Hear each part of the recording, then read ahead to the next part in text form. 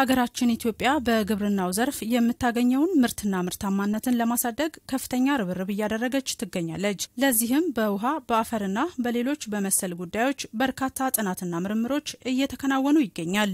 የአፈር መሸርሸርን ለመከላከልና የውሃ ሀብት አጠቃቀምን አጎልብቶ ምርትና ምርታማነትን ለማሳደግ ያስችል ዘንድ ዓለም አቀፍ የውሃ አያያዝ ኢንስቲትዩት፣ ሐዋሳ ዩኒቨርሲቲና የማዕከላዊ ኢትዮጵያ ክልል ግብርና ምርምር ኢንስቲትዩት በጋራ በመሆን ባዘጋጁት የጥናታዊ ምርምር ስራ ላይ ምክክር አድርገዋል። ዶክተር አማረ ኃይለ ስላሴ በዓለም አቀፍ የውሃ ምርምር ኢንስቲትዩት ከፍተኛ ተመራማሪ ናቸው። የአፈርና የውሃ አያያዝና አጠቃቀም ችግርን ለመቅረፍ በሚያስችል መልኩ ሰፊ ተግባራትን ለማከናወን ተዘጋጅተናል ብለዋል። ውሃ ከየት ነው የሚመጣው ብለን ብንጠየቅ ብዙዎቻችን ውሃ ከቧንቧ ነው እንላለን፣ ወይንም ደግሞ ከወንዝ ነው እንላለን፣ ወይንም ደግሞ ከሐይቅ ነው እንላለን።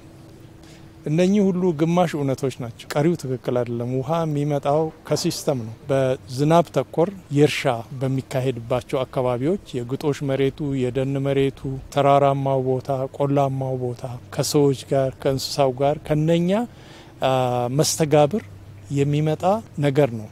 የስነ ምህዳር መስተጋብሮችን ከግምት ያስገባ ፓኬጅ አፕሮች የፕሮጀክት ፕላን በደች የሪሰርች ካውንስል የተደገፈ ፕሮጀክት ፕላን እንድናቀድ ነው። የአፈር መሸርሸርን ተከላክሎና የውሃ ሀብትን በማስጠበቅ በግብርናው ዘርፍ ውጤታማነትን ማምጣት ይቻላል ያሉት ደግሞ በሐዋሳ ዩኒቨርሲቲ የተቋማት ትስስርና ቴክኖሎጂ ሽግግር ዳይሬክቶሬት ዳይሬክተር እንዲሁም መምህርና ተመራማሪ ዶክተር ቴዎድሮስ አሰፋ ናቸው። የዝናብ ጥገኝነት ላይ ያተኮረ ስራ ግን ዘላቂ ምርትና ምርታማነትን የሚያሳድግ የምናገኘውን ውሃ በአግባቡ ይዘን የገበሬው ምርትና ምርታማነት እንዲሁም ህይወቱን የሚያሸጋግሩ አይነት ስራዎች ለመስራት ታስቦ ፕሮፖዛል ተጽፎ እዛ ላይ የመወያያ መድረክ ይዘው ነው የመጡትና ሐዋሳ ዩኒቨርሲቲ ከዚህ ስብስብ ውስጥ አንዱ ዋነኛ ሆኖ ትግበራውንም እንደዚሁ ፕሮጀክቱ ከተሳካ ለመተግበርም ፈቃደኛ ሆኖ እየተሳተፈ ያለ ቡድን ነው። በግብርና ሚኒስቴር በተፈጥሮ ሀብት የማህበረሰብ ስራዎች ማስተባበሪያ ዴስክ ኃላፊ አቶ ፈቀደ አዳነ በበኩላቸው የሚኒስቴር መስሪያ ቤቱ የውሃ እጥረትንና አያያዝን ለማሻሻል የተለያዩ የቴክኖሎጂ ስራዎችን እያከናወነ እንደሚገኝ ገልጸዋል። የውሃ እጥረት ያለባቸውን አካባቢ የተለያዩ የቴክኖሎጂ አማራጮችን በመጠቀም ውሃዎችን ሰብስቦ ለምርትና ምርታማነት አስተዋጽኦ እንዲያደርጉ ማድረግ። ከዚህ አውደ ጥናት የምናገኘው ትልቁ ጥቅም ምንድነው? እዚህ በምርምር የታገዙ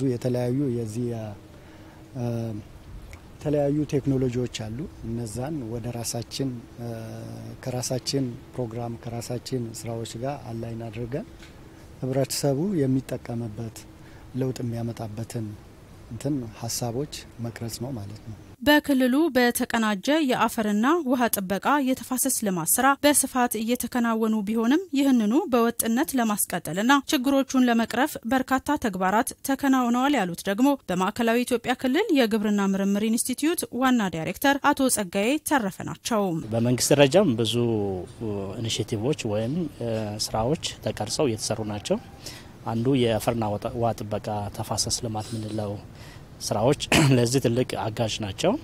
እንዲሁም በየአመቱ የዚህ የእርከን ስራዎች የተለያዩ የአፈር ጥበቃ ስትራክቸሮች ይሰራሉና እነዚህ ከተሰሩ በኋላ ደግሞ በተለያዩ ሳር ይሸፈናሉ።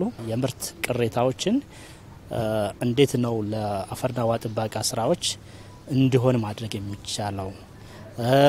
የከብት አረባብ ስርዓትም ሌላ ደግሞ የልቅ ግጦሽ ከማስቀረጥ አንጻር ልዩ ትኩረት ተደርጎ እየተሰራ ነውና በዚህም ደግሞ እየመጡ ያሉ ለውጦች አሉ እንደ ክልላችን ማለት ነው። የአፈርና ውሃ አጠቃቀምንና አያያዝን ማህበረሰቡ የኔነት ስሜት ይዞት ሊንከባከበው ይገባል ሲሉ የስራ ኃላፊዎች ገልጸዋል። አንዱ የሚጎለን የኔነት የኔ ነው ይመለከተኛል የሚል ሁሉ ጊዜ ጉለት አለ።